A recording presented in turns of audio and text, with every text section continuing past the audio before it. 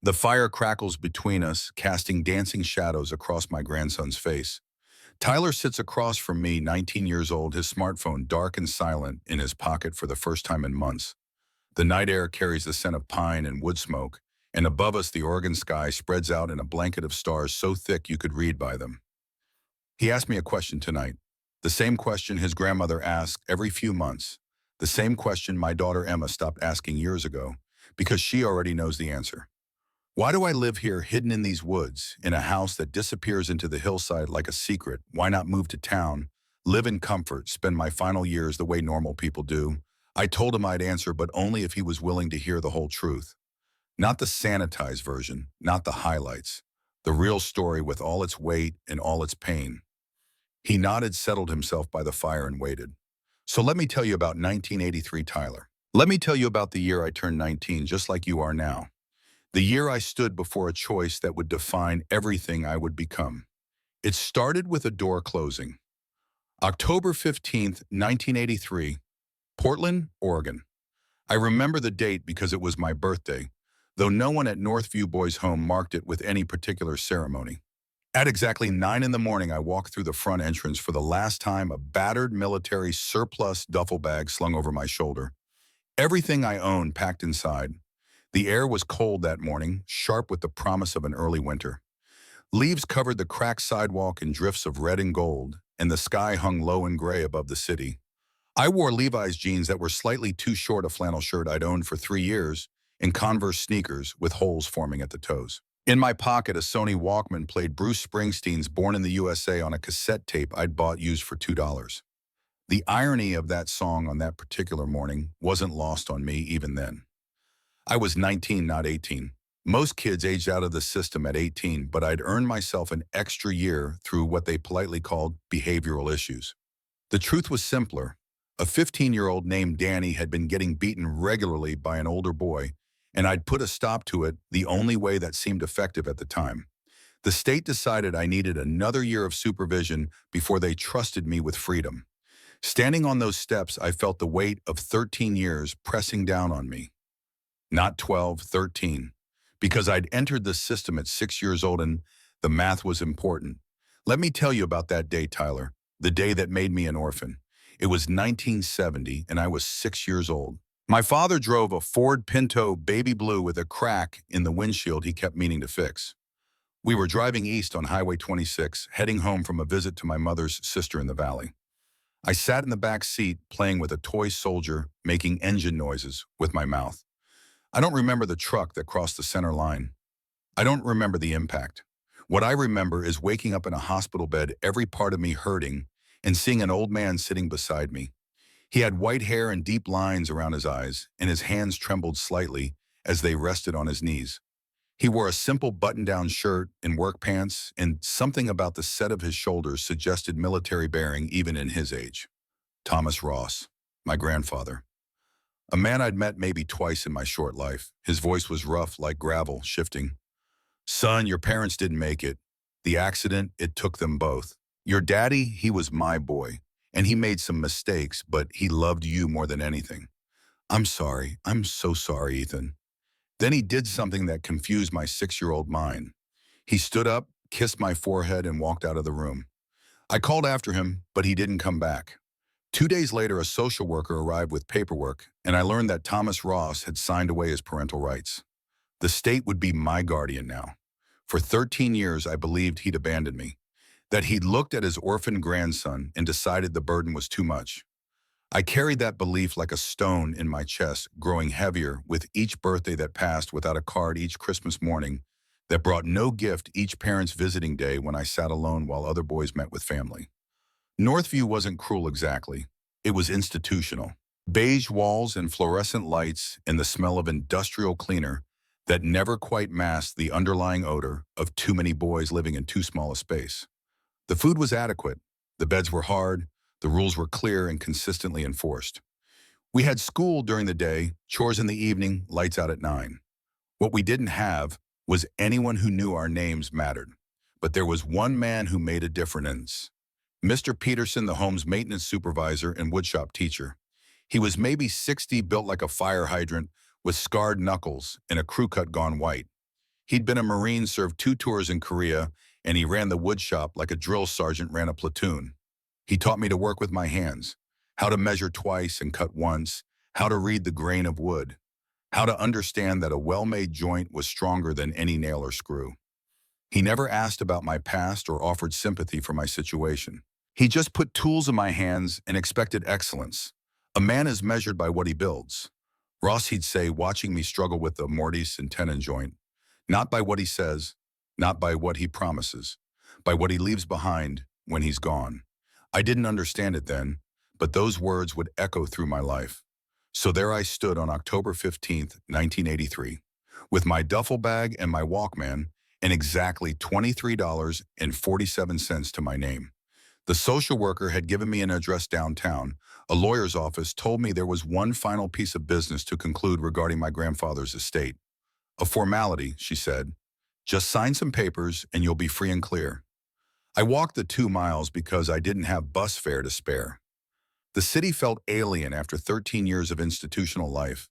Too loud, too fast, too full of people who moved with purpose while I drifted like smoke. I kept my head down and my hands in my pockets and tried not to look as lost as I felt. The building was glass and steel, 14 floors of professional quiet. The elevator was mirrored and I caught sight of myself as it rose. Thin face, hollow eyes that looked older than 19. I needed a haircut. I needed about 100 things I couldn't afford. The law office of Henderson and Associates occupied the entire 14th floor. The receptionist barely glanced up when I gave my name, just pointed toward a door marked Conference Room B. I found Robert Henderson waiting inside. He was maybe 60, with thinning gray hair and wire-rimmed glasses that kept sliding down his nose. He wore a tweed suit that had seen better days and a tie with a coffee stain near the bottom. His office smelled of old paper and stale coffee, and the walls were decorated with the kind of abstract art that looked like someone had sneezed paint onto canvas. "Mr. Ross," he said, gesturing to a chair. "Ethan, happy birthday." The greeting surprised me. I sat down slowly. He slid a cardboard box across the mahogany desk.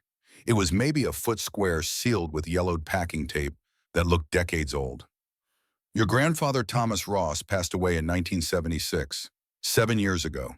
He left explicit instructions that this box be held in trust until your 19th birthday." I stared at the box, not touching it. "I was told there was nothing." Henderson folded his hands. "Financially, that's accurate. Your grandfather spent what little he had on arrangements after your parents died, and then on legal fees. What's in this box is your entire inheritance." He paused, his expression shifting to something that might have been sympathy. "And it's complicated." I pulled the box toward me and broke the tape with my thumbnail.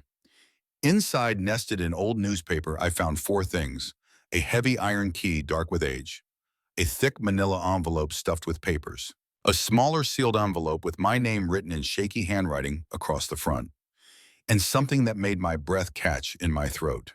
2 military medals mounted on faded ribbon, a Bronze Star and a Purple Heart. Henderson cleared his throat. "Your grandfather was a Korean War veteran, Marine Corps. He fought at the Chosin Reservoir in 1950. He paused. "One of the worst battles of that war. Minus 35 degrees, surrounded by Chinese forces. Most men who were there don't talk about it." I picked up the medals with trembling fingers. I'd never known Thomas had served, never known anything about him except that he'd given me up. "The large envelope contains a property deed," Henderson continued. 5 acres in the Cascade foothills, about 3 hours east of here. There's a structure on the property, something called a Quonset hut, a military surplus building, steel frame, corrugated metal. He bought the land in 1955 with his VA benefits. He slid another paper across the desk. "A tax bill. But there's a problem. Property taxes are 2 years delinquent. You have 90 days to pay $4,200, or the county will seize the land and auction it." I looked at the number and felt something hollow open in my chest. I had $23. "There's one more thing," Henderson said quietly. He gestured to a folder I hadn't noticed. "I've been contacted by a man named Marcus Harlow. His family has, shall we say, a long-standing interest in your grandfather's property. They're offering $85,000 cash for the land." The number was so absurd I almost laughed. 85,000. Henderson nodded. "It's a generous offer, Ethan. More than generous. With that money, you could go to college, buy a car, get an apartment, start a real life. He leaned forward, his voice gentle. I've handled estates for 40 years, and I've seen a lot of young people in your position. The smart ones take the money. The ones who try to hold on to land they can't afford, they end up with nothing. What's the catch? I asked. Henderson hesitated. The Harlow family, they're not people you want as enemies. Marcus's father, Victor, he had a reputation, loan sharking, intimidation, that sort of thing. He died recently, cancer, but Marcus is cut from the same cloth. Maybe worse because he's educated. MBA expensive suits, but just as ruthless. He pushed the contact information across the desk. I'm telling you this as someone who doesn't want to see you get hurt. Sell the land, take the money, don't look back. I scooped everything into my duffel bag. The key felt cold and heavy in my palm, like it weighed more than iron should. I stood to leave. Henderson called after me. Ethan, your grandfather left one more instruction. The small envelope, the personal letter. He was very specific. You're only supposed to read it after you understand the full situation, after you know about the taxes and the offer. I looked down at the envelope in my hand. Why? Henderson shook his head. He didn't say. But knowing Thomas, he had his reasons. I walked out into the October afternoon and kept walking until I found myself at the Greyhound station. The fluorescent lights buzzed overhead, and the plastic seats were hard and cold. I bought a cup of coffee I couldn't afford and sat in a corner, the small envelope burning like a coal in my pocket. Around me, the station hummed with transit and transition. A mother tried to quiet a crying baby. An old man dozed with his hat pulled low. Near the vending machines, 3 men in their 50s sat in a loose circle, passing a flask and talking in the shorthand of shared experience. Veterans, I realized. Their conversation drifted over. You remember Jackson built himself a place out in the gorge. Nothing fancy, just a cabin. Works with his hands now. Says it's the only thing that keeps the nightmares quiet. Man needs something he built himself. Something that's his. War teaches you that. Everything they give you, they can take away. But what you make with your own hands, that's yours forever. I sat there in that bus station until the sky went dark. My hand wrapped around the envelope, and finally I broke the seal. The letter was 8 pages, handwritten in careful block letters that showed the tremor of an old man's hand, but also military precision. Each word was deliberate, placed with the care of someone who knew this might be his last communication with the world. The first line stopped my heart. Ethan, if you're reading this, I'm gone and you're a man now. I need to tell you about Korea. November 1950, I was 23 years old, a private first class in the 1st Marine Division. We were stationed at the Chosin Reservoir, a frozen hellscape in the mountains of North Korea. The Chinese had surrounded us, 30,000 Marines cut off from support temperatures, dropping to minus 35 Fahrenheit. We dug foxholes in ground frozen harder than concrete. We ate sea rations that had turned to ice. We slept in shifts if we slept at all, because to sleep too long in that cold meant you didn't wake up. I watched boys barely older than you are now lose fingers and toes to frostbite. I watched men die not from bullets, but from the cold itself, their bodies simply giving up. We survived because of one thing. We dug in. When you can't run, when retreat means death, you dig deep into the earth. You make the ground itself your armor. The earth protected us when nothing else could. I came home from that war with these medals you're holding. The Bronze Star for valor, the Purple Heart for getting shot in the leg during the retreat. But I also came home with a lesson burned into my bones. The earth will protect you if you work with it, if you make it your ally instead of your enemy. I put down the letter, my hands shaking. Around me, the bus station continued its quiet chaos, but I was somewhere else. Somewhere cold and terrible, watching a young man who would become my grandfather learn to survive. I kept reading. I came back to the States in '51, got a job as a railroad engineer, saved my money, bought 5 acres in the Cascade foothills in '55 with my VA benefits. I was 43 years old when I met your grandmother, Ruth. We married late, had your father, Jonathan, when I was 51. Ruth died when Jonathan was 10. Heart gave out, so I raised him alone. Your father was a good boy, Ethan, but he was soft. He didn't have the spine a man needs. When he grew up, he made bad decisions. He borrowed money from the wrong people. Victor Harlow was a loan shark who dressed like a businessman. Your father needed capital to open an auto repair shop, and the banks wouldn't touch him. Victor loaned him $50,000 at interest rates that would make a mobster blush, 400% annually. The debt compounded fast. When your parents died in that accident in '70, your father owed Victor $180,000. The debt transferred to me. I stopped reading again, my throat tight. The coffee had gone cold in my hand. Now the pieces were starting to fit together, and the picture they made was uglier than I'd imagined. Victor didn't want money, Ethan. He wanted the land. He'd gotten inside information, you see. Knew that the Bonneville Power Administration was planning a high-voltage transmission line through the area. Knew that land values would skyrocket. He'd been buying up parcels quietly, but he needed mine to complete the route. He came to see me 3 days after the funeral. You were still in the hospital, broken ribs and a concussion, but alive. He sat in my kitchen and told me how it would be. Sign over the land, or my grandson would have an accident, just like his parents did. I hit him. 65 years old, dying of cancer I didn't know I had yet, but I still had enough Marine in me to break his nose. He laughed, Ethan. Laughed with blood running down his face. You're going to die, old man. And when you do, I'll take the land. And I'll take the boy too, just to prove I can. That night I made the hardest decision of my life. The tears came then, hot and sudden, running down my face in the fluorescent glare of the Greyhound station. An old woman across the waiting area looked at me with concern, but I couldn't stop. 13 years of believing I'd been abandoned, and now this. I couldn't protect you with strength. The letter continued. I was old and sick, and Victor had money and connections and no conscience. So I protected you the only way I could. I made myself disappear from your life. I went to a lawyer, signed papers giving up my parental rights. Let the state take you. I made it look like I was abandoning you, like I didn't care, because that was the only way to make Victor believe you weren't worth his attention. If I didn't care about you, why would he bother using you against me? It destroyed me, Ethan. Every day for the next 6 years, until cancer finally took me, I thought about you. Wondered if you were safe, if you were healthy, if you hated me. I wrote you letters I never sent.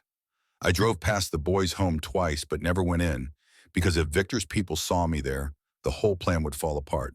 I died in '76. You were 12 years old. I never got to see you grow up, never got to teach you the things a grandfather should teach.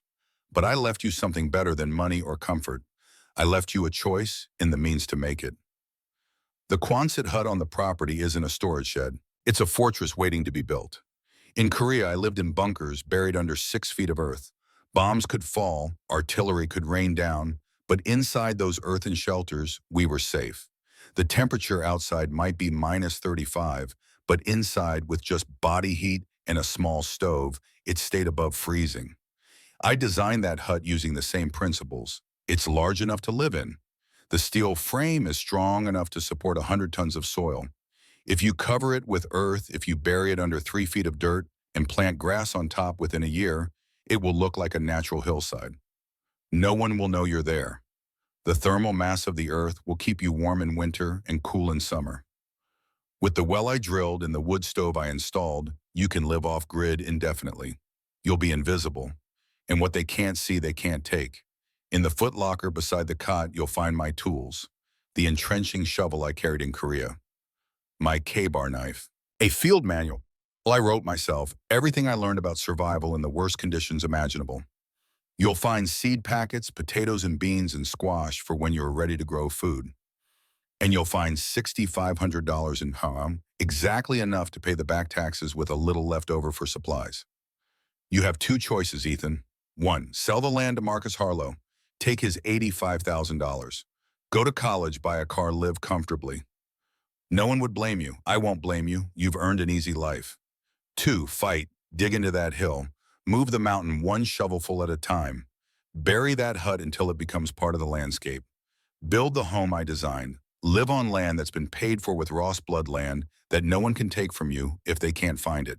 If you choose option 2, you need to understand what you're signing up for. It will be war, not with guns, but with shovels and sweat and will. You'll want to quit 100 times. You'll ask yourself why I left you this burden. The answer is simple. I want you to become a man, not a legal adult, which is just a number, but a real man. The kind who can move a mountain because he believes in something. The kind who can build a home with his own hands. The kind who stands firm when the whole world tells him to surrender. I learned in Korea that a man isn't measured by what he's given. He's measured by what he can endure, by what he can build from nothing, by how he stands when everything is taken away. If you complete this work, you'll have more than a house. You'll have yourself, the strongest version of yourself that you could ever become. I love you, Ethan. Every day I was alive, I thought about you. I'm sorry I couldn't be there as you grew up, but I'm not sorry for teaching you this final lesson.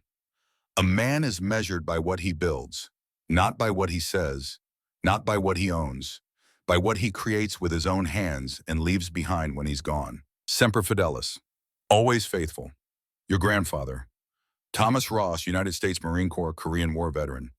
I sat in that bus station with the letter in my lap until dawn began to gray the windows. People came and went around me, living their lives, catching buses to destinations they'd chosen. I felt hollowed out, scraped clean, like every assumption I'd built my identity on had been peeled away. He hadn't abandoned me. He'd hidden me, protected me the only way he knew how at the cost of his own heart. I opened my duffel and pulled out the box again. The metals caught the early light. The key was heavy with promise and threat. The cash was real rubber banded into 50s and 100s. And beneath it all, the field manual written in Thomas's careful hand. Around 6 in the morning, I walked to the ticket counter. The clerk was a tired-looking woman with gray roots showing in her dark hair. "One way to Burton Creek," I said. She looked at me over her glasses. "That's pretty far out, honey." "You sure?" "I'm sure." $22. I counted out the bills, left with $1 and change in my pocket, and took my ticket to Platform 7. The bus wouldn't leave for 2 hours, so I sat on a bench outside watching Portland wake up under a sky the color of old pewter. In my pocket, my fingers found the dog tags I'd discovered at the bottom of Thomas's footlocker. I hadn't noticed them at first, wrapped as they were in an oilcloth, but there they were. Thomas Ross, USMC, O positive, Protestant. I slipped them over my head, felt their weight settle against my chest. Somewhere in the east, past the city and the suburbs and the farmland, 5 acres of Oregon forest waited. A steel shell waited to be transformed. A mountain of earth waited to be moved. And a choice waited to be made. Tyler, you asked me if I was scared. Of course I was scared. I was 19 years old, broke alone with nothing but a dead man's instructions and an impossible task ahead. Every rational part of my brain screamed at me to call Henderson, accept the money, disappear into a normal life. But sitting there on that bench, watching the sun try to break through the clouds, I realized something. I'd spent 13 years being invisible, being a case file, being a problem for the state to manage. I'd spent 13 years believing I was unwanted. Now I knew the truth. I was wanted so fiercely that a dying man had spent his last years planning my survival. I was loved so completely that my grandfather had broken his own heart to save mine. How could I dishonor that? How could I take the easy money and run when he'd left me a harder, better path? The bus rumbled into the station, diesel exhaust mixing with the morning air. I picked up my duffel bag and climbed aboard. Found a seat by the window. Watched the city begin to slide away. The Walkman in my pocket had died hours ago. Battery drained, but I could still hear Bruce Springsteen in my head. Born in the USA, born into a country that had sent my grandfather to freeze in Korean mountains. Born into a system that had raised me in institutional beige. Born into a world that thought land and money were the same thing. I would prove them wrong, not through words or protests or anger. Through work. Through transformation, through becoming the man Thomas believed I could be, the highway unreeled before us, carrying me toward mountains and forests, and a future I would build with my own hands. In my pocket, the key to a Quonset hut. In my heart, the weight of a soldier's sacrifice. In my muscles, untested and soft, the potential for change. When you can't run, you dig, Thomas had written. I was done running. I'd been running my whole life from grief and loss and abandonment. Now it was time to dig. The bus dropped me at a gravel pullout where Highway 26 intersected with an unnamed Forest Service road. The driver, a taciturn man with a thick beard and eyes that had seen too many forgotten places, pointed east into the trees. "Willow Ridge Road," he said. 4 miles that way. Hope you've got good boots." I looked down at my worn Converse sneakers and said nothing. The bus pulled away in a cloud of diesel smoke, and then there was only silence. The kind of silence that exists in places where humans are visitors, not residents. Wind moved through the crowns of Douglas firs that stretched 200 feet into the gray October sky. Somewhere distant, a raven called. I adjusted the duffel on my shoulder and started walking. The road was barely more than 2 ruts cut through the forest floor, overgrown with ferns and blackberry vines that caught at my jeans. The air smelled of damp earth and rotting leaves and the sharp green scent of conifer sap. Every 100 yards or so, I passed the skeletal remains of logging operations from decades past, rusted cables and abandoned equipment slowly being reclaimed by moss and vine. My sneakers, already worn thin, provided almost no protection from the sharp gravel. Within a mile, my feet ached. Within 2, I was fairly certain I had blisters forming. But I kept walking, because what else was there to do? Behind me lay the city, the offer of money, the easy escape. Ahead lay whatever Thomas had left me.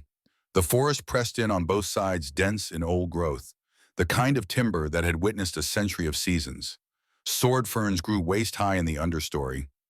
Nurse logs, fallen giants covered in bright green moss, served as cradles for new saplings. The ecosystem had a logic to it, a cycle of death and rebirth that felt both alien and strangely comforting. I thought about Thomas walking this same road in 1955, a young veteran with war medals and nightmares, looking for a place to build something permanent. Had he felt the same weight of the forest? Had he understood even then that this land would become a fortress for a grandson he wouldn't live to see? Grow up after 3 hours of walking, my legs trembling with exhaustion, the road opened into a clearing. And there it was.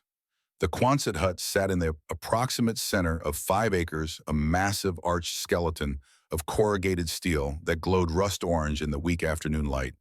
It was bigger than I'd imagined, maybe 40 feet long and 20 wide at the base, rising to a curved peak 15 feet high. The metal skin showed decades of weather mottled with corrosion and streaked with water stains. Blackberry vines had colonized the eastern side, climbing 15 feet up the curve, and wild grass grew tall around the perimeter. Behind the hut, maybe 50 yards back, rose a natural berm of earth, a small hill perhaps 20 feet high and 30 wide. The soil looked dense, rocky, studded with stones and roots. That was the mountain Thomas expected me to move, one shovel at a time. The clearing itself showed signs of old cultivation, the ghost of a garden plot long overgrown. A path worn to dirt leading from the hut to a hand pump well. A stack of firewood, gray with age, but still present testament to Thomas's final preparations before cancer took him. I approached the door, a flat panel of steel set into the front face of the hut. The lock was old and stiff. I had to put my shoulder into it to get the key to turn metal grinding against metal, and then the door swung inward with a shriek of protesting hinges. The smell hit me first. Cold air, stale and thick with the scent of rust and motor oil and mouse droppings. I stepped inside and my eyes adjusted slowly to the dimness. Light filtered through grimy plexiglass windows set high on the curved walls, illuminating a vast open space. The concrete floor was cracked and stained with oil and rust. Against the far wall stood a workbench, its surface cluttered with hand tools, coffee cans full of nuts, and bolts jars covered in cobwebs. A cast-iron wood stove squatted in one corner, its pipe rising to penetrate the ceiling. In the center of the space, draped in a dusty canvas tarp, hulked the shape of an old pickup truck. And in the back corner, almost lost in shadow, a simple wooden cot with a thin mattress. Beside it, a metal footlocker. This was my inheritance. This cold steel cave, this monument to isolation. This was what Thomas had left me instead of money or comfort, or any of the normal things grandfathers leave their grandchildren. I dropped my duffel on the concrete floor. The sound echoed in the cavernous space, swallowed by emptiness. And for the first time since reading the letter, the full weight of what I'd chosen crashed down on me. I sank to the floor, back against the cold metal wall, and let myself feel it. The grief for parents I barely remembered. The anger at 13 years of believing I was unwanted. The terror of being 19 and alone and responsible for an impossible task. The sheer crushing loneliness of this place. I cried until my throat was raw and my eyes burned, and there was nothing left inside me but hollow exhaustion. Darkness fell while I sat there. The temperature dropped and I began to shiver. Survival instinct finally kicked in. I forced myself to stand, to move, to do something other than despair. The firewood by the stove was dry, protected from weather by the hut's overhang. I found matches on the workbench, a book of them swollen with damp. It took a dozen attempts to get kindling lit, my cold fingers fumbling, but eventually a small flame caught. I fed it carefully, building it up, and slowly warmth began to bloom in that corner of the vast space. The well outside required frantic pumping, the handle stiff with disuse before water gushed out, rust-colored, and then slowly cleared. I drank until my teeth ached from the cold, the water tasting of stone and minerals and something ancient. As full darkness settled, I huddled by the stove, wrapped in the canvas tarp, feeding wood to the fire, listening to rain begin to drum on the metal roof. The sound was overwhelming, a continuous roar that filled the space. This was what weather sounded like when only a thin skin of corrugated steel separated you from it. In the firelight, my eyes fell on Thomas's letter, still in my duffel. I'd read it once in the bus station, but now I needed to read it again. The part about the footlocker, the part about what he'd left me beyond just the impossible task. I crossed to the corner and opened the metal lid. Inside, organized with military precision, I found his tools. Not just any tools, but the instruments of a soldier's trade. An entrenching shovel, the folding kind. Marines carried its blade worn smooth by use.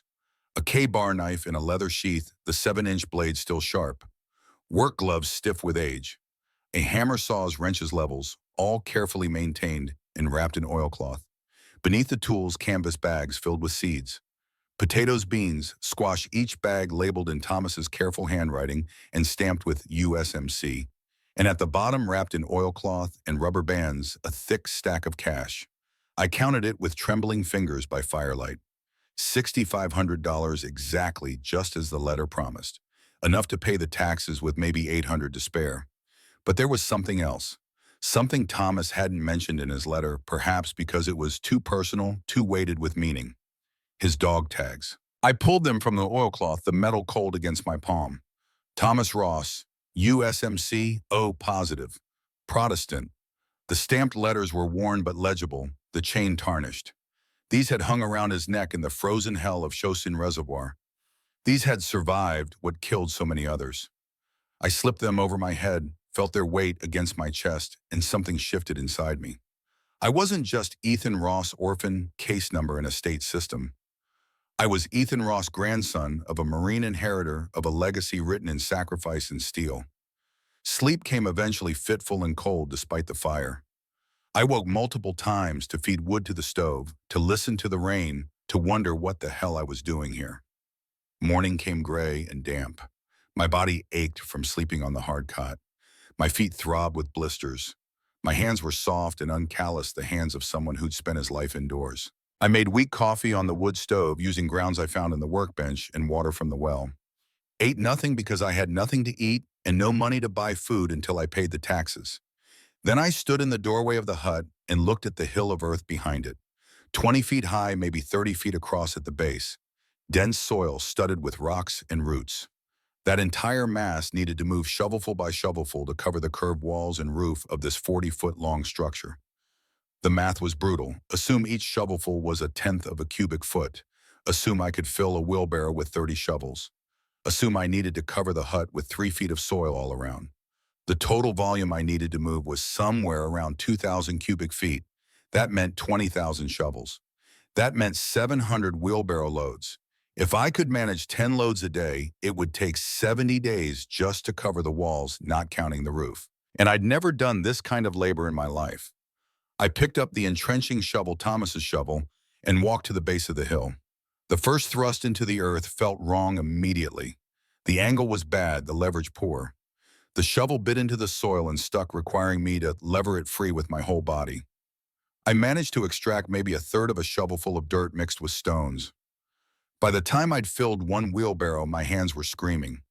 By the time I'd pushed that wheelbarrow to the side of the hut and dumped it, my back and shoulders burned with unfamiliar pain.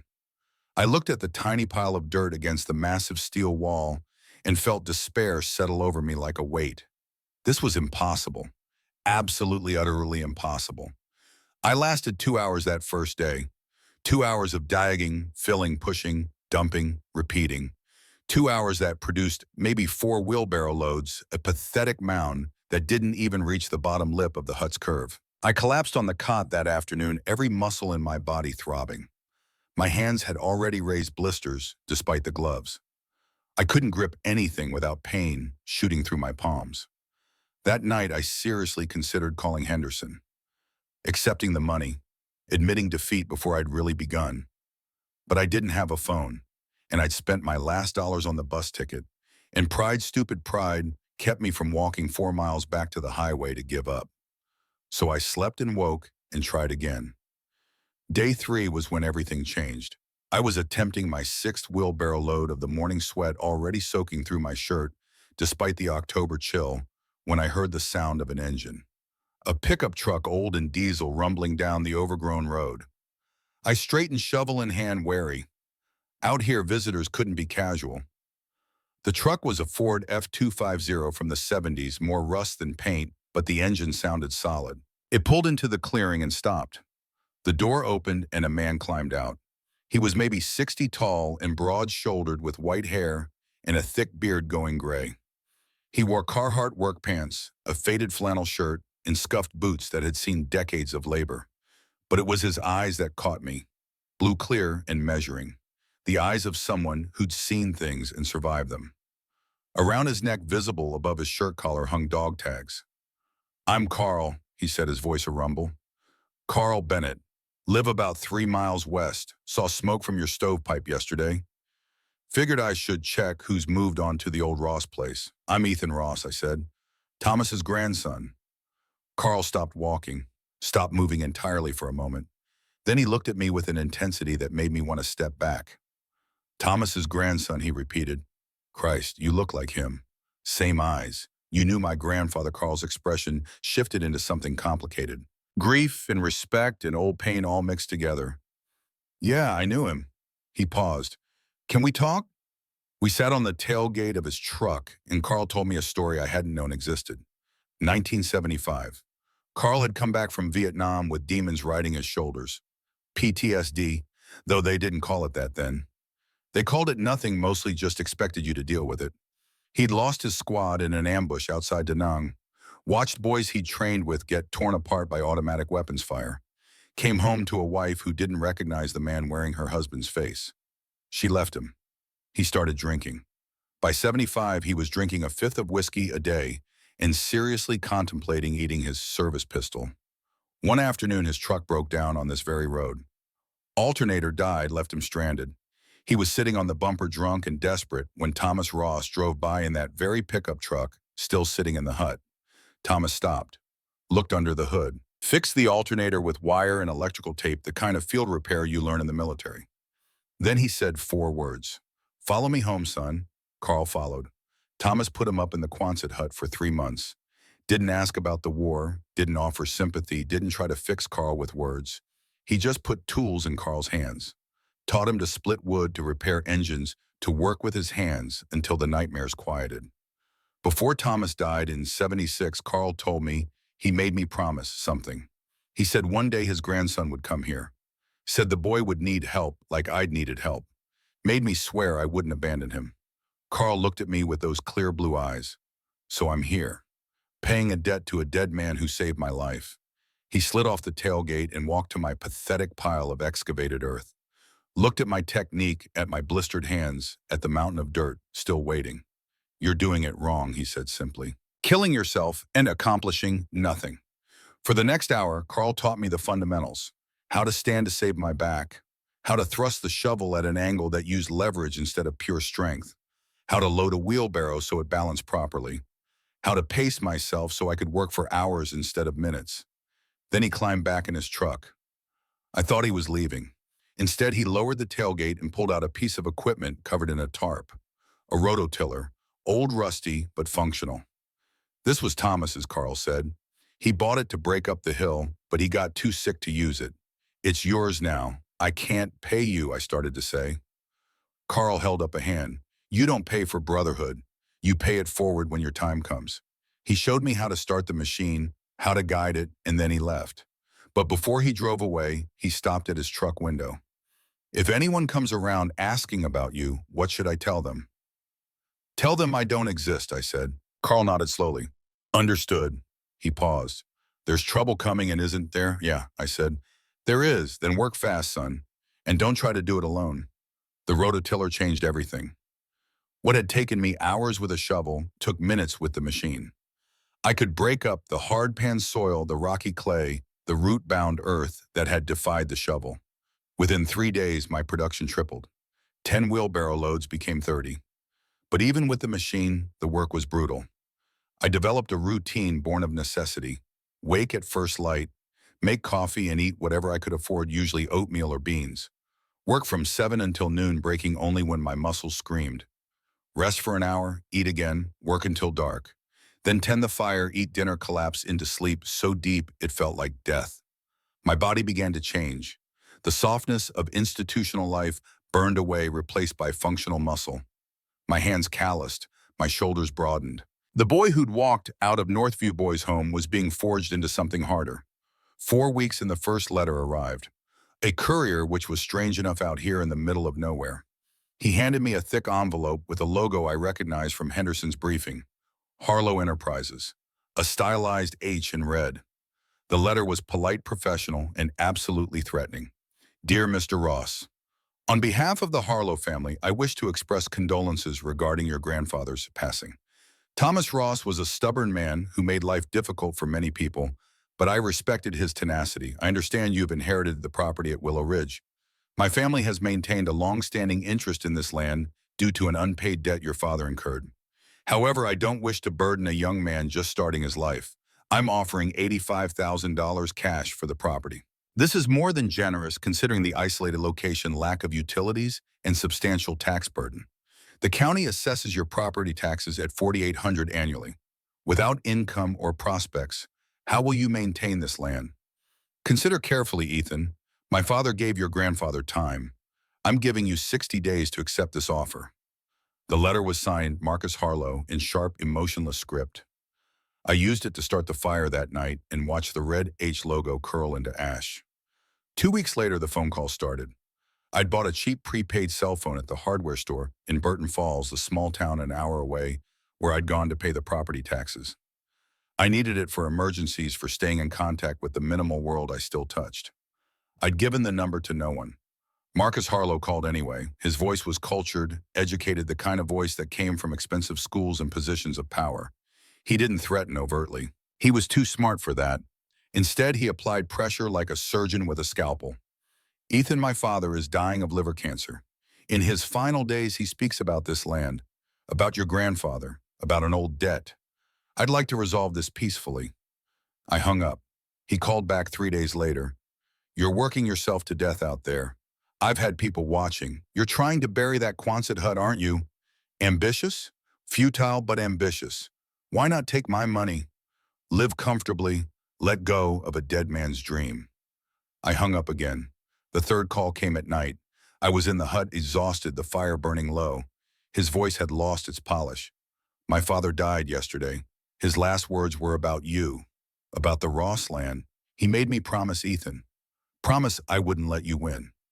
I'm sorry for your loss, I said carefully. No, you're not, and I'm not sorry for what's about to happen. 60 days is nearly up. If you don't sell, I'll take other measures, legal measures. I have lawyers who can find ways to seize that land.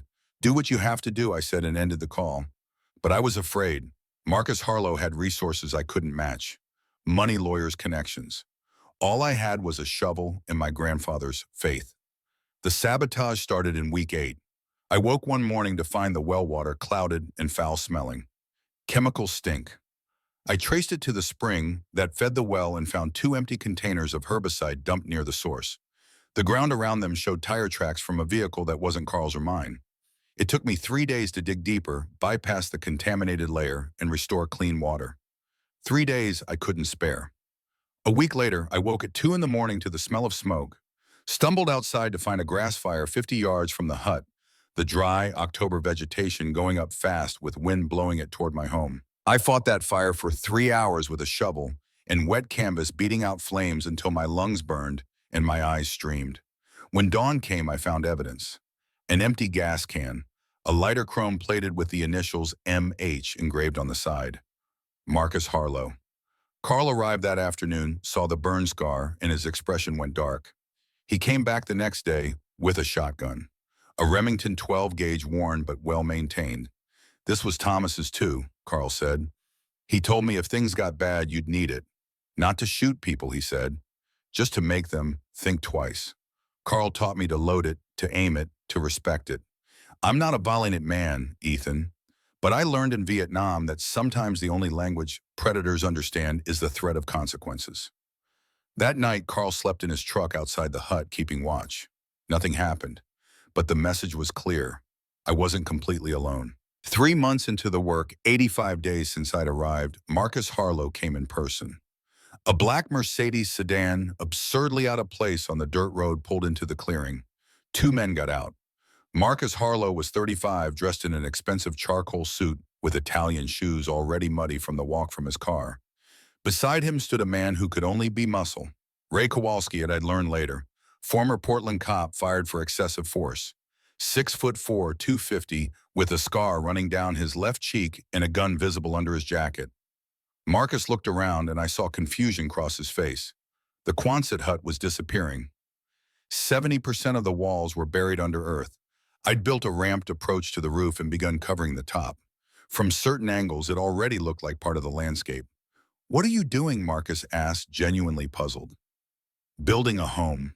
"By burying it," he laughed sharp and ugly. "This is insane. You're insane." I stood there 20 years old now.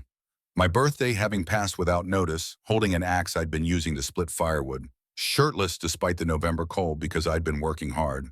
My body was no longer that of the soft, institutional boy. I'd put on 20 pounds of muscle, my shoulders and back corded with new strength. Marcus opened a briefcase, pulled out a checkbook. "Final offer, 50,000. That's as low as I'll go." "No." His face darkened. "You don't understand the situation. I have lawyers. I can prove your father's debt. I can seize this land through legal channels." "You don't have proof," I said, calmly. "There's no contract, no documentation. Just your father's word against a dead man's memory." Marcus's hand clenched on the briefcase. His associate Ray shifted his stance, hand moving toward his gun. And that's when Carl stepped out of the tree-lined shotgun cradled in his arms, not quite pointing at anyone, but definitely present. "Hands off the weapon," Carl said quietly. Marcus spun. "Carl Bennett, I've heard about you. Drunk veteran playing bodyguard." "Sober veteran," Carl corrected. "And I still remember how to shoot." For 10 seconds, nobody moved. The forest held its breath. I could hear my own heartbeat. Finally, Marcus smiled, cold and vicious. "You win today. But war isn't a single battle. I'll find your weakness, Ethan. Everyone has one. And when I find yours, I'll use it." He got back in his Mercedes and drove away, Ray Kowalski following, both men radiating frustrated violence. Carl lowered the shotgun and I saw his hands trembling slightly. "Haven't pointed a weapon at a man since '69. Almost pulled the trigger."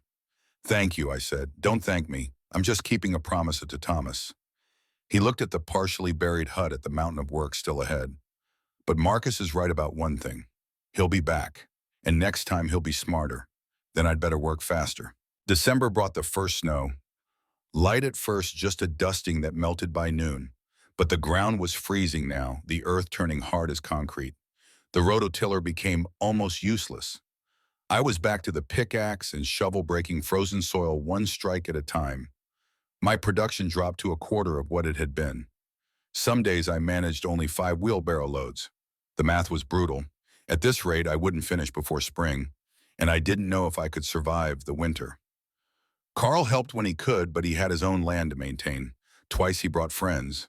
Don, a Navy veteran who'd been a welder. Mike, an Army vet who'd worked construction. They spent weekends helping me reinforce the steel frame of the hut welding supports that would bear the weight of the earth above. We didn't talk much while we worked. Didn't need to. There's a language veterans speak that transcends words, a understanding born from shared service. They were helping me because Carl had asked, and Carl had asked because Thomas had saved him, and Thomas had saved him because that's what you do for brothers. "Pay it forward," Don said one night as we sat around a fire outside the hut drinking beer. "That's the code. You help who you can, when you can, because someone helped you once." By January, I was living in a half-buried cave. The walls were covered, the roof was 70% buried, and I'd begun laying salt over the exposed earth. From the road, you could barely tell there was a structure here anymore. Just a natural rise in the landscape with a small south-facing opening. Inside, the temperature had stabilized. The thermal mass of the earth kept it around 50 degrees, regardless of outside conditions. The wood stove could raise it to 65 with minimal fuel. I was living like a badger in a burrow, but I was warm and safe. The garden plot I'd cleared in November lay frozen, waiting for spring. I'd planted nothing yet, but the seed packets sat ready, Thomas's last gift to his future. I thought about those seeds constantly during the darkest parts of winter. Potatoes that would become food, beans that would sustain me, squash that would ripen in the fall. They were more than seeds. They were Thomas's belief that I would survive long enough to plant them, to tend them, to harvest them. They were faith made tangible. One night in late January, when the temperature dropped below zero, and I was burning through firewood faster than I'd planned, when my food supplies had dwindled to almost nothing, and Marcus Harlow's final offer of money sounded almost reasonable, I sat by the stove and pulled out those seed packets, held them in my calloused hands, felt their weight light as hope. Thomas hadn't just left me instructions for survival. He'd left me instructions for life, for growth, for a future beyond mere endurance. And in that moment, I understood. This wasn't about defying Marcus Harlow. It wasn't about proving I was tough enough or stubborn enough. It was about transformation, about planting myself in this soil and seeing what grew. The next morning, I went back to work despite the cold, despite the exhaustion, despite every rational reason to quit. Because I wasn't just building a house anymore. I was building the man I wanted to become. Spring came to the Cascades like a whispered promise, tentative at first, then undeniable. The snow retreated up the mountainsides. Ice melted from the well pump. The earth, which had been concrete hard for 3 months, softened into workable soil again. And on the first day of March 1984, I placed the final wheelbarrow load of earth on the roof of what had been a Quonset hut and was now something else entirely. I stood on top of my home, on top of the mountain I'd moved one shovel at a time, and looked out across 5 acres of Oregon forest that belonged to me. Not because someone had given it to me, because I'd earned it with 5 months of labor that had rebuilt my body and reforged my soul. The structure beneath my feet was invisible now. From the road, from any angle except straight on, you couldn't tell there was a building here. Just a gentle rise in the landscape, a grassy hill that looked like it had been there forever. Only the south-facing entrance gave it away, a small doorway, and 2 windows set into what appeared to be a natural earthen bank. Carl stood at the base of the hill, looking up at me. Thomas would be proud, he called. I knelt and pressed my palm flat against the earth, feeling the solid mass of it, the weight I'd moved and shaped and transformed. Ong Noi I whispered in Vietnamese, a language I'd never spoken, but which felt right in that moment I did it. I moved the mountain. The wind carried my words away into the trees. But moving the mountain was only half the battle. Now came the part Thomas had believed in even more than the construction, the growing. I spent the next 6 weeks cutting sod from the wild meadow that bordered the property. Using a borrowed sod cutter, I harvested 2-foot by 2-foot sections of native grass roots in soil intact and carried them piece by piece up to the roof. I laid them like puzzle pieces, fitting them together, creating a living blanket that would bind the soil and complete the camouflage. I watered them daily with buckets hauled from the well, watched them brown and wilt in the first week, certain I'd killed them. Then watched with something like waning awe as they recovered, sent out new roots, began to knit together into a continuous green carpet. By mid-April, you couldn't see the seams anymore. The roof was a meadow. Wildflowers volunteered themselves, emerging from seed bank in the soil I'd used. Dandelions, clover, wild strawberry yarrow. Birds landed on it, pecked for insects, had no idea they were standing on a human dwelling. The garden plot I'd cleared in the fall was ready for planting. I broke Thomas's seed packets open with reverent hands. Seed potatoes wrinkled and sprouting. Bean seeds hard as pebbles. Squash seeds flat and white. Carl came to help me plant. Showed me the old ways, the methods his father had taught him and his father before that. How to hill potatoes so they had room to grow. How to create bean poles from saplings. How to give squash enough space to sprawl. We worked in silence, mostly 2 men putting faith in the earth, trusting that these small, hard things would become food. When we finished, the garden looked like nothing. just disturbed soil in neat rows. Give it time, Carl said. Life wants to happen. You just have to give it room. 3 weeks later, the first green shoots pushed through the soil. I knelt beside them, touched the tender leaves with fingers that had become permanently stained with dirt, and felt something break open in my chest. I was growing food, creating life, participating in the ancient contract between human and earth that had sustained our species for 10,000 years. Thomas had known that this would mean more to me than mere survival. That watching something grow because I'd planted it, tended it, believed in it would heal parts of me I didn't know were broken. That night, I wrote in the journal I'd started keeping. Potato plants 2 inches tall, beans germinating, squash still underground, but I can feel them coming. I'm not just surviving here, I'm living. May brought new complications. A sheriff's deputy drove up the overgrown road one afternoon, looked confused when he couldn't find a building, then spotted me working in the garden. He was maybe 50, weathered with kind eyes that had seen too much human tragedy. Ethan Ross, that's me. He handed me an envelope. Court summons. You've been sued. I wiped dirt from my hands and opened it. The language was dense legal prose, but the meaning was clear. Marcus Harlow versus Ethan Ross. Claim of unpaid debt plus unlawful retention of collateral property. Demanding either $200,000 in compensation or forfeiture of the land. Court date set for June 15th. The deputy watched me read sympathy in his expression. Between you and me, Marcus Harlow is a piece of work. But he's got 3 expensive lawyers from Portland. You need representation. I don't have money for lawyers. Then you're in trouble, son. He started to leave, then turned back. You know Carl Bennett? He's a friend. Carl's good people. Ask him for help. He knows people. That night, Carl made a phone call. To Diana Wright, he told me. Daughter of my platoon leader in Vietnam. Her father saved my life at Khe Sanh, took a bullet meant for me. Died 3 days later from infection. Diana practices law in Portland now.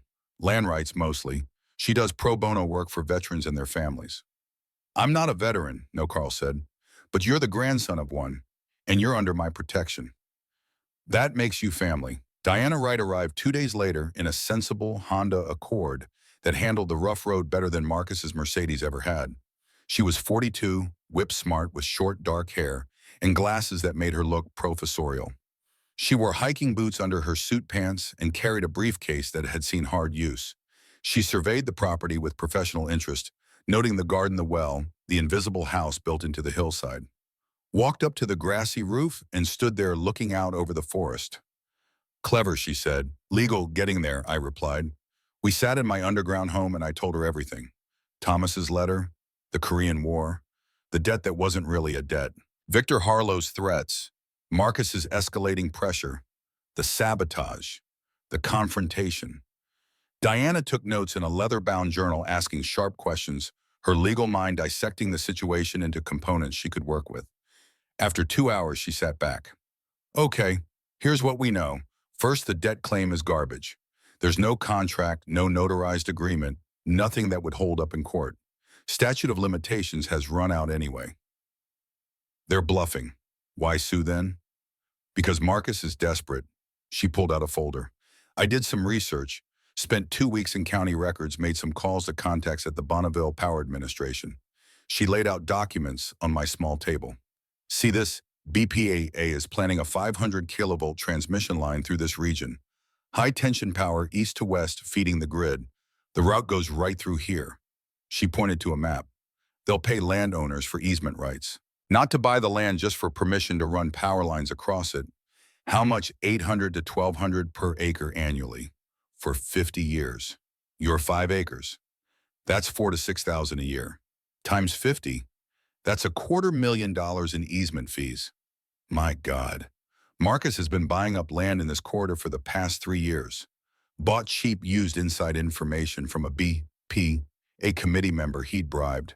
I have emails proving it from a whistleblower who contacted me. If Marcus controls the whole corridor, he stands to make $5 to $6 million. But he doesn't control it, I said slowly, because he doesn't have my 5 acres. Exactly. You're the missing piece. Without your land, the corridor isn't complete. BPA can root around you, but it'll cost them time and money. Marcus borrowed heavily to buy the surrounding parcels. If this deal falls through, he's facing bankruptcy. So this isn't about an old debt. It's about desperation. Diana smiled. Now you understand. And desperate men make mistakes. She laid out her strategy. We don't just defend against his lawsuit. We go on offense. We sue him for harassment, attempted theft, arson poisoning your water supply. We threaten to leak the corruption scandal to the media and the FBI. We make settling with you the least painful option available to him. Can we win? We already have. He just doesn't know it yet. But winning in court wasn't the same as being left alone. Marcus Harlow was the kind of man who didn't accept defeat gracefully. The call came 3 days before the scheduled court date. Diana answered her office phone and put it on speaker. Marcus Harlow's voice strained and raw. I'm prepared to settle. Drop the lawsuit in exchange for Ethan selling the land. Final offer, $150,000. No, Diana said calmly. $200,000. Kish. No. There was silence on the line. Then Marcus's voice quieter, almost pleading. You don't understand. I'm about to lose everything. Then you should have made better choices, Diana replied and hung up. On June 10th, 5 days before the court date, Marcus Harlow came to the property himself. He came alone this time. No Ray Kowalski, no muscle. Just a man in his mid-30s who looked like he'd aged 10 years and 6 months. His suit was rumpled, his face unshaven, his eyes red-rimmed with exhaustion, or tears, or both. His Mercedes was dusty, the expensive paint scratched by branches. He parked and got out, looking around with the expression of someone lost in unfamiliar territory. I was working near the garden transplanting tomato seedlings Carl had started for me. I stood slowly waiting. Marcus walked closer, his polished shoes sinking into soft earth. He looked around confused. Where's the house? I saw it before, the metal building. I pointed at the grassy hill behind me. He stared. You buried it? You actually buried it. I built it, the way my grandfather designed it. Marcus walked up to the hill, right up to where the grass grew thick and green, until he was standing a foot from the hidden door. His hand reached out, touched the earth wall, the living roof. From his angle, it just looked like landscape. I can't even see it, he whispered. I'm standing right here, and I can't see it. That was the idea. He turned to face me, and I saw something break in his expression. The arrogance was gone. The threat was gone. What remained was just a man who'd gambled everything and lost. Ethan, I need you to understand something. My father was a criminal. I know that. He did terrible things. But he was also dying, and his last words to me, his last request, was that I not let Thomas Ross's family win. I'm sorry for your loss, I said carefully. But that's not my problem. I know. Marcus's voice cracked. I know it's not. But I'm asking anyway. I'm begging. $200,000, everything I have left. Please, I thought about it. Genuinely considered it. $200,000 was more money than I'd ever dreamed of having. It could change everything, but I looked at the garden growing behind me, green and alive. Looked at the invisible house built into the hillside, camouflaged by the earth I'd moved with my own hands. Looked at my calloused palms, my scarred knuckles, my body that had been transformed by 5 months of impossible labor. My grandfather wrote me a letter, I said quietly. He told me a man is measured by what he builds, not by what he takes. What have you built, Marcus? Besides an empire of lies, Marcus's face went white. You're going to regret this. No, I said. You're the one who's going to regret it. You spent 3 years chasing easy money. I spent 6 months building a life. We both made our choices. Marcus stared at me for a long moment, then walked back to his car. Drove away without another word. 2 weeks later, the Portland Tribune ran a front-page story. Harlow Enterprises declares bankruptcy. Local businessman faces federal bribery charges. There was a photo of Marcus being led into the federal courthouse in handcuffs, his expensive suit looking cheap in the harsh camera flash. Diana called me that evening. It's over. The FBI investigation found enough evidence to indict him on 5 counts. He'll likely take a plea deal, serve 2 to 3 years minimum. And he's financially destroyed. Had to sell everything just to pay his lawyers. I didn't feel triumphant, just tired and relieved. Thank you, I told Diana, for everything. Thank Carl, and thank Thomas. Men like that, they create ripples that last generations. Summer arrived in full force. My garden exploded with growth. Potato plants flowered, promising tubers below ground. Bean vines climbed their poles, producing pods faster than I could pick them. Squash sprawled across the plot leaves the size of dinner plates shading the soil. Carl had helped me build a small chicken coop in May.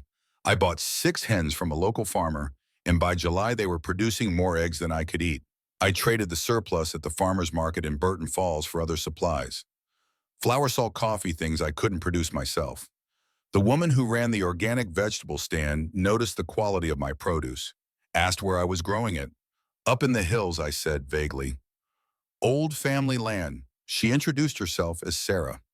Late 20s with sun-streaked brown hair and freckles across her nose, and the kind of smile that made you want to smile back. She taught second grade during the school year and farmed in the summer. We started talking. Every Saturday, I'd drive Thomas's old pickup truck, which I'd gotten running with Carl's help down to Burton Falls. I'd sell eggs and vegetables at one end of the market while Sarah sold hers at the other, and we'd meet for coffee when the crowds thinned. She asked about my life. I told her a carefully edited version. The full truth felt too heavy to share with someone I was just getting to know. But in August, I invited her to see the property. She drove up in a Subaru wagon filled with gardening tools and supplies, pulled into the clearing, and looked around in confusion. "Where's your house?" I pointed at the hill. Sarah climbed out, walked over, examined the grassy slope, the wildflowers growing thick the way it blended seamlessly into the landscape. Then she found the door hidden in shadow and her eyes went wide. "You live underground, not underground. Earth sheltered." I opened the door, showed her inside. The interior had evolved over the months. I'd built furniture from salvaged lumber. Installed the solar panels Carl had helped me mount hidden among the grass on the south slope of the roof. Set up a small kitchen area, a reading nook with books from the library, a workshop where I built and repaired things. It was small, maybe 400 square feet of living space, but it was clean, organized, and unmistakably lived in. Sarah walked through it slowly, touching the earthen walls, the hand-hewn beams, the wood stove that had kept me alive through winter. "You built all this yourself with help from friends." But yes, she turned to face me and her expression had changed. "This is the most remarkable thing I've ever seen." We sat outside by the garden as the sun set and I told her the real story. All of it. Thomas and Kriya and the sacrifice he'd made to protect a grandson he'd never see grow up. The choice I'd faced. The mountain I'd moved. The war with Marcus Harlow and the victory that had cost me everything I owned but given me everything that mattered. Sarah listened without interrupting. When I finished, darkness had fallen and stars blazed overhead in a sky unpolluted by city lights. "Your grandfather was right," she said quietly. "You did become a man." "I'm still becoming," I replied.